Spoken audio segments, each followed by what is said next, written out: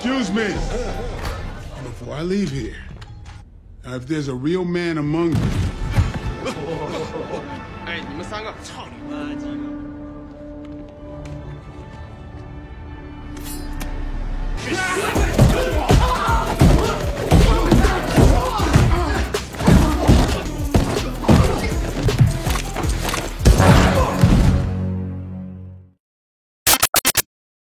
Halo, apa kabar semuanya? Semoga kalian semua sehat. Kali ini si Braya akan membahas sebuah alur cerita film terbaru yang mungkin belum diceritakan di channel lain saat video ini diupload. Oke, tidak usah berlama-lama, bagaimana alur ceritanya? Mari kita saksikan sampai selesai.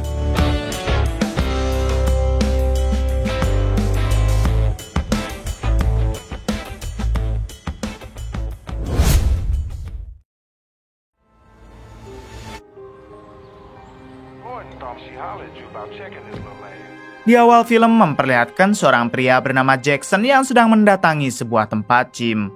Lalu Jackson menghampiri pria gundul berbadan kekar yang sedang mengangkat beban. Di sini Jackson mengatakan kalau dirinya adalah suami dari wanita yang kemarin si gundul ganggu. Ternyata di hari kemarin si gundul telah mengganggu istri Jackson dan kedatangannya ke sini untuk memberikan pelajaran. Namun si gundul yang merasa lebih kuat, ia pun langsung menantang Jackson dan inilah yang terjadi. First of all, you don't even know what she did. It's my business. I don't know who raised you.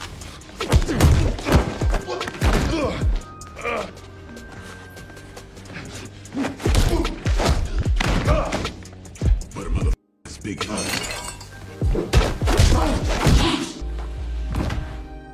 Setelah si gundul berhasil ditumbangkan, Jackson mendekatinya lalu berkata apabila si gundul berani mengusik istrinya lagi, maka Jackson tak segan untuk menghabisinya. Kemudian Jackson bergegas pergi meninggalkan si gundul begitu saja. Barulah di sini kita diberitahu kalau Jackson merupakan mantan polisi brutal di Amerika. Bahkan karena sikapnya terlalu brutal, Jackson harus dipecat hingga sekarang ia menjadi detektif swasta.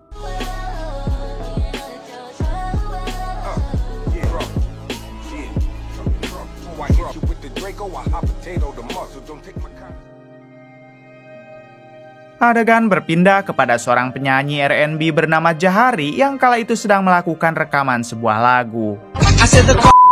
Sama lu semua. Di tengah rekaman, Jahari malah tidak konsen hingga membuatnya salah vokal. Alhasil Jahari harus dimarahi oleh asisten produser musik yang kebetulan melihat proses rekaman. Kemudian ia meminta Jahari agar mengulang rekamannya pada besok saja karena sepertinya Jahari sedang tidak fokus.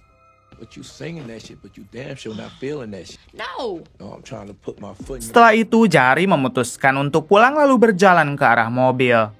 Namun saat masuk ke dalam mobil, ternyata supir Jahari sudah menghilang dan diganti oleh seorang pria yang berniat menculik Jahari. Pada akhirnya Jahari tidak bisa kemana-mana lalu ia dibawa kabur oleh penculik itu. Malam harinya adegan kembali kepada Jackson yang sedang berada di klub malam.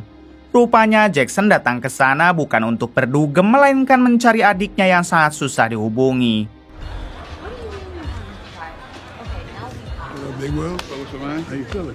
Setelah cukup lama mencari, Jackson akhirnya menemukan si adik di toilet yang sedang COD-an barang haram dengan seorang pengedar.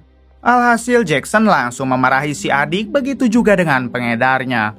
Namun si pengedar yang tidak terima malah menantang Jackson hingga inilah yang terjadi.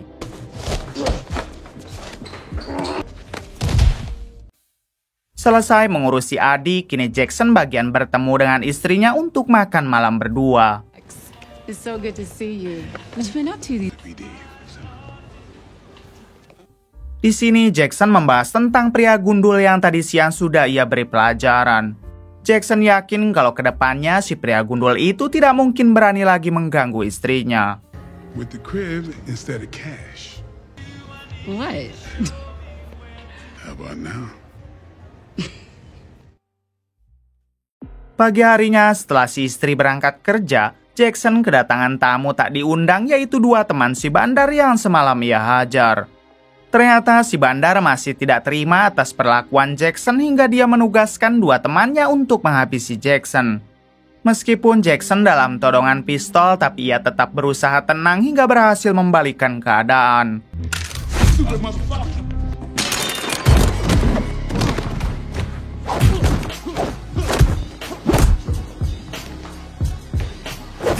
Jackson yang memang bukan orang sembarangan, ia pun tanpa kesulitan dapat menumbangkan kedua orang tersebut.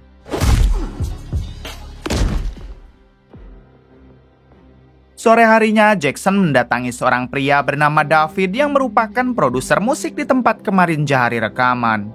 Kedatangan Jackson ke sana tak lain untuk menagih hutang karena ternyata David memiliki hutang kepada Jackson. Beruntung saat itu David sedang memegang uang hingga ia pun langsung membayar hutangnya.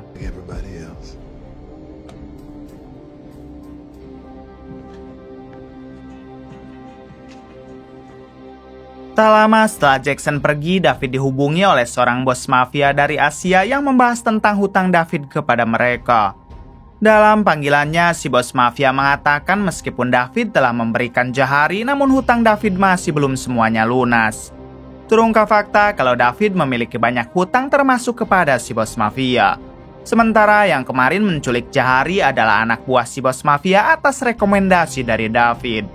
Semua itu David lakukan demi bisa mencicil hutangnya kepada si bos mafia yang berjumlah sangat banyak. You were circling the drain, Holland.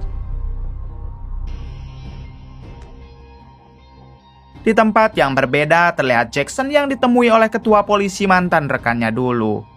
Si ketua polisi mengajak Jackson bekerja sama untuk menangkap bos mafia bernama Agnes. I'm not. I just want to make sure she's okay, that's all. Hey man, why you keep trying to be this girl's savior? Diberitahu kalau Agnes adalah bos mafia Asia yang sebelumnya menghubungi David dan ia memiliki bisnis barang haram sekaligus perdagangan manusia. Sudah sejak lama pihak kepolisian mengincar Agnes namun sampai sekarang belum ada hasil. Oleh sebab itulah si ketua polisi mengajak bekerja sama kepada Jackson karena ia yakin Jackson lah yang pasti bisa menangani kasus tersebut. Di sini Jackson tidak langsung mengiyahkan ajakan si ketua polisi melainkan meminta waktu untuk berpikir dulu. Wow, what's up? I'll catch you later. 2 jam kemudian Jackson bertemu dengan adiknya yang diketahui bernama Mike. Di sini Mike meminta bantuan kepada Jackson karena pacarnya menghilang dan sepertinya telah diculik. Jackson bertanya apakah Mike sudah mengecek ke rumah si pacar dan Mike menjawab sudah tapi tidak ada orang. What's your game anyway? Yeah, I heard about you. Kung fu and shit, right? Kemudian Jackson bertanya lagi memang siapakah pacar Mike karena setahu dirinya Mike sering gonta-ganti pasangan. Mike mengatakan kalau pacarnya bernama Jahari, seorang penyanyi R&B yang sebentar lagi akan ia nikahi. Mendengar hal tersebut, Jackson meminta Mike agar tenang dulu dan tunggu sampai besok. Apabila besok Jahari masih belum ada kabar, barulah Jackson turun tangan untuk mencari. Damn.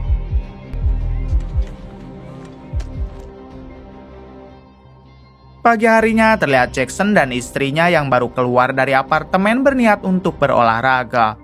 Namun ketika mereka menyapa tukang sapu di depan, tiba-tiba ada 2 pemotor yang menyerang Jackson serta istrinya. Beruntung Jackson dapat menghindar lalu berhasil menangkap salah satu dari penyerang itu. Ketika helmnya dibuka, ternyata orang itu salah satu anak buah Agnes si bos mafia Asia. Namun Jackson tidak bisa menginterogasinya sebab orang tersebut sudah keburu koit. Kemudian Jackson menghampiri sang istri yang terkena tembakan di bagian lengan hingga dengan cepat Jackson membawanya ke rumah sakit.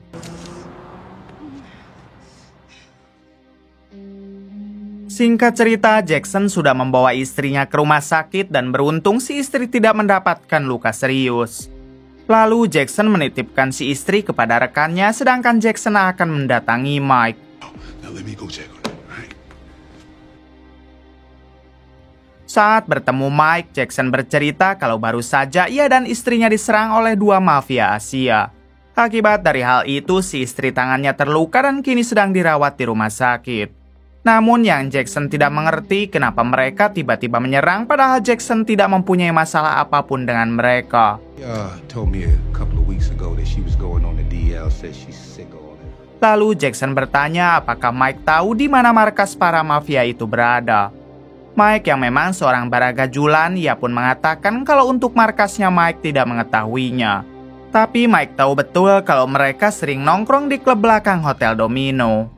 Tanpa menunggu lama, Jackson pun bergegas pergi ke klub yang dimaksud. Cigar?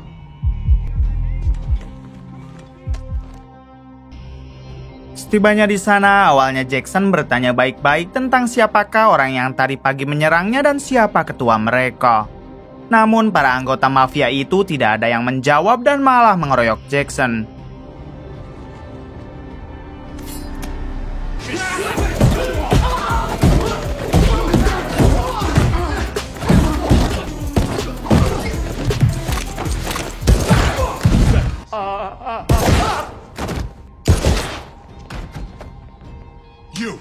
The helmet, it belongs to Jang Sung Lo. Meskipun satu melawan banyak, tapi Jackson dapat menumbangkan mereka satu persatu. Selanjutnya, Jackson kembali bertanya kepada satu anggota mafia yang tersisa tentang siapakah bos mereka dan kenapa tadi pagi menyerangnya. Tak ingin mati sia-sia, akhirnya orang tersebut mengatakan kalau bos mereka bernama Agnes. Namun untuk penyerangan tadi pagi itu bukan perintah Agnes, melainkan perintah dari David si produser musik. Setelah mengetahui informasi itu, Jackson segera pergi ke studio rekaman untuk menemui David. Singkatnya, Jackson tiba di sana dan ia langsung menodong David sambil mengatakan apa maksud dari penyerangan tadi pagi. David yang ketakutan, ia pun memohon ampun serta berjanji akan menjelaskan semuanya asalkan Jackson tidak menembak.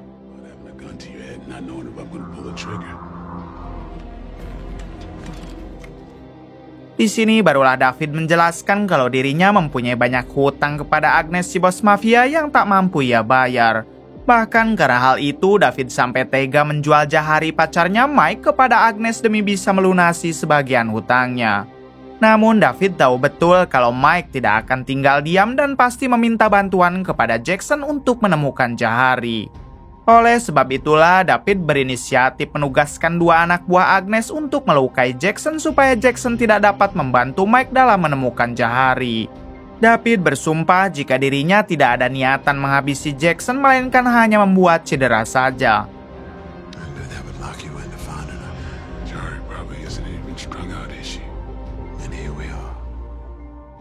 Mengetahui itu semua, Jackson meminta David agar memberitahu di mana markas Agnes. Tak hanya itu, Jackson juga mengancam apabila David berani melakukan hal tersebut lagi, maka Jackson bersumpah akan menghabisi David.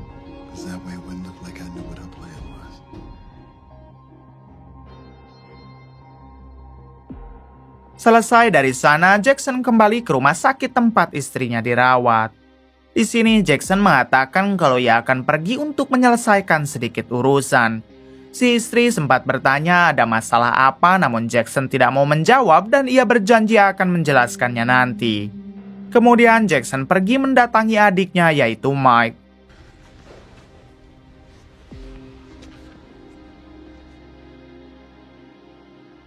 Setelah bertemu Mike, Jackson memberitahu kalau orang yang telah menculik Jahari pacar Mike adalah Agnes si bos mafia Asia. Jackson meminta Mike untuk bersiap karena malam ini juga mereka akan pergi menyerang Agnes untuk menyelamatkan Jahari.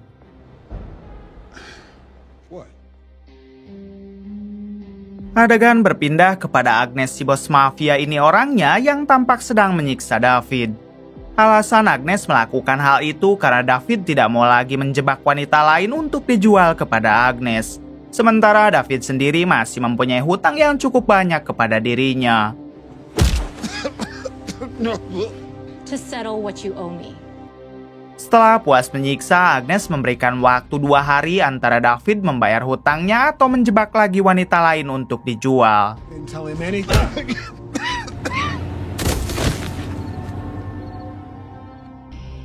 Beberapa jam kemudian terlihat Jackson dan Mike yang sudah tiba di dekat markas Agnes. Sebelum masuk, terlebih dulu mereka melihat kondisi sekitar supaya mengetahui di mana saja para penjaga berada. Dirasa sudah siap, Jackson dan Mike langsung masuk ke markas Agnes dengan menggunakan jalur atas.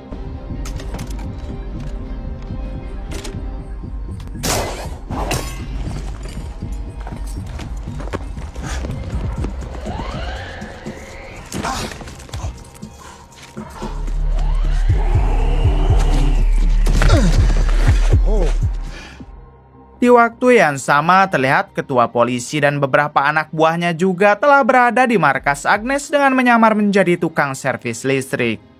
Si ketua polisi beralasan kalau mereka diutus oleh Agnes untuk membetulkan listrik yang ada di atas. Hingga para penjaga pun percaya lalu mengizinkannya masuk. My man. Ketika sudah berada di dalam, si ketua polisi menghubungi Jackson lewat radio HT untuk mengabarkan kalau mereka sudah berhasil masuk.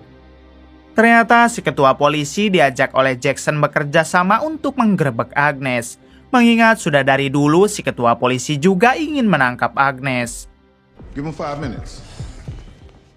Di ruangan lain terlihat Jahari, si penyanyi R&B yang berhasil menghajar satu penjaga lalu bersembunyi di dalam toilet. Sementara itu, Jackson dan Mike memutuskan untuk berpencar karena Jackson akan memburu Agnes sedangkan Mike ditugaskan untuk mencari Jahari. Namun tak lama kemudian Mike harus ketahuan oleh satu penjaga yang langsung menodongnya. Si ketua polisi yang menyadari hal tersebut, ia pun segera membocorkan salah satu pipa gas untuk mengalihkan perhatian.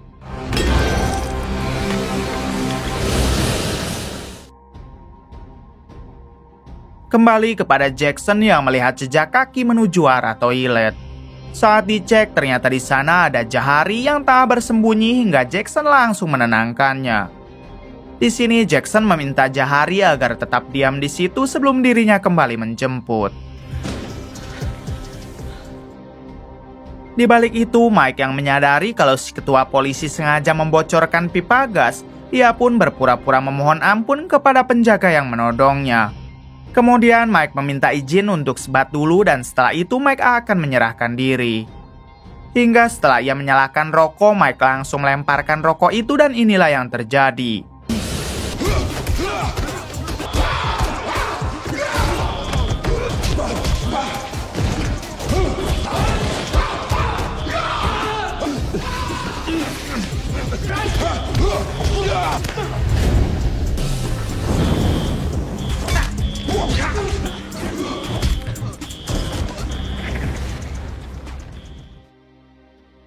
Di sisi lain, Jackson yang berada di ruangan atas, ia pun langsung berhadapan dengan tangan kanan Agnes. Jackson yang tak mempunyai banyak waktu, ia pun langsung mengeluarkan pistol dan akan menembak si tangan kanan. Namun dari arah belakang, tiba-tiba muncul satu anak buah Agnes hingga terjadilah keributan 1 melawan 2.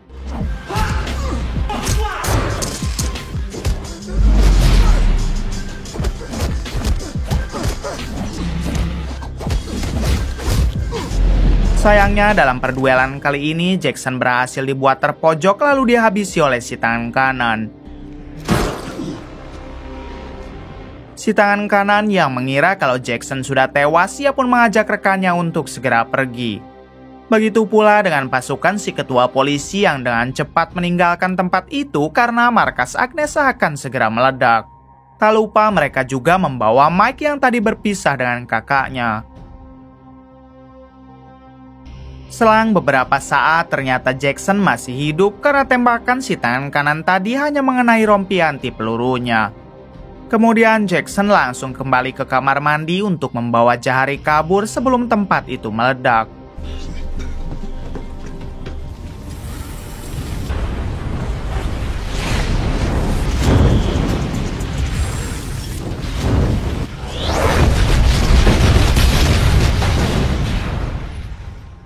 Di sisi lain, Agnes sendiri hanya bisa melihat markasnya yang telah hancur sambil memarahi anak buahnya. Hingga Agnes bersumpah akan melakukan balas dendam atas hancurnya markas tersebut.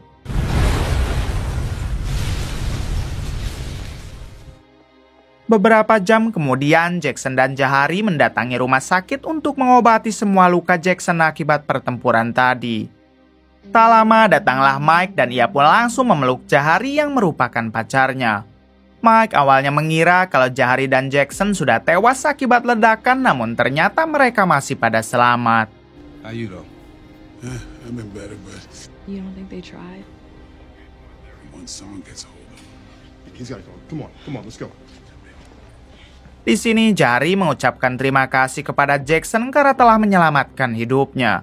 Namun Jackson menjawab kalau Jahari lebih baik berterima kasih kepada Mike sebab Mike lah yang sudah menuntun Jackson untuk menyelamatkan Jahari.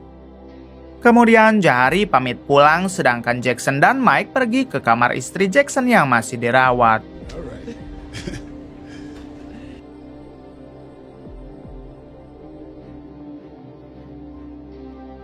Di sini Jackson dibuat shock saat melihat istrinya yang sudah tidak ada di tempat tidur.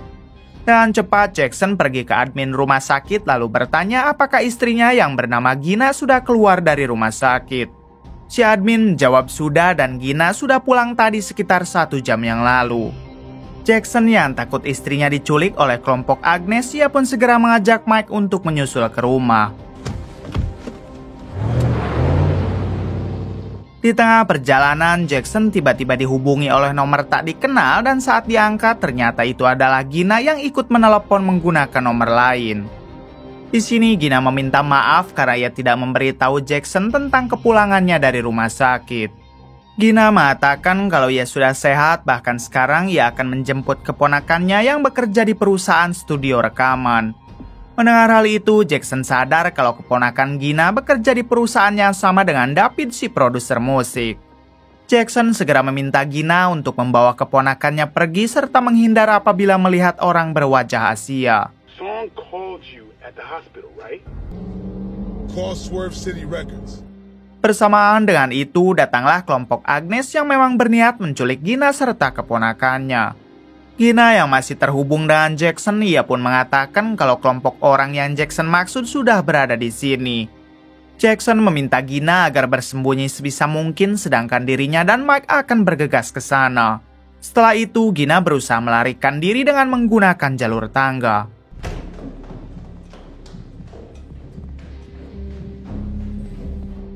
Singkat cerita, Jackson dan Mike tiba di sana dan mereka langsung turun dari mobil. Agnes yang melihat kedatangan Jackson dari CCTV, ia pun langsung mengerahkan semua pasukan barunya untuk menyerang.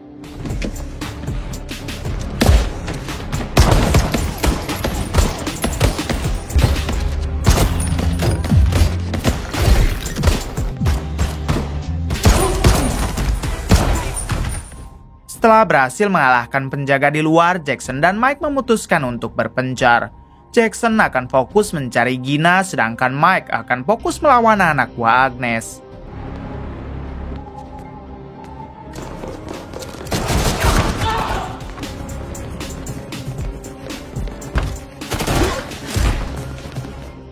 Selang beberapa saat, Mike masuk ke dalam ruangan milik David, tapi ternyata David sudah koit dihabisi oleh kelompok Agnes. Di balik itu, Jackson tiba di atap gedung lalu bertemu dengan si tangan kanan dan satu anak buah Agnes.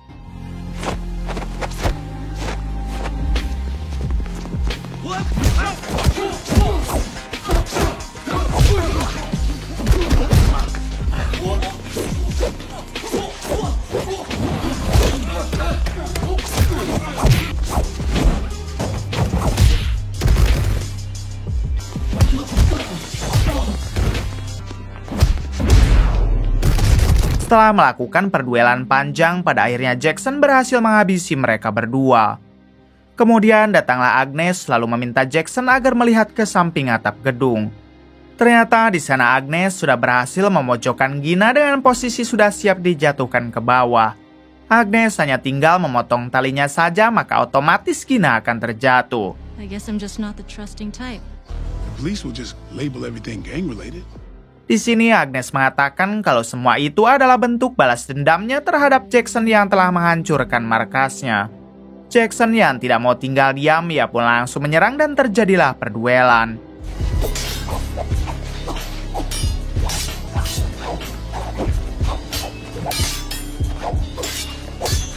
Di tengah perduelan, Agnes memotong tali yang mengikat ke kursi Gina hingga mau tidak mau Jackson harus menahan tali tersebut. Terlihat Jackson yang hanya bisa pasrah karena ia sudah tidak bisa berkutik, tapi bersamaan dengan itu tiba-tiba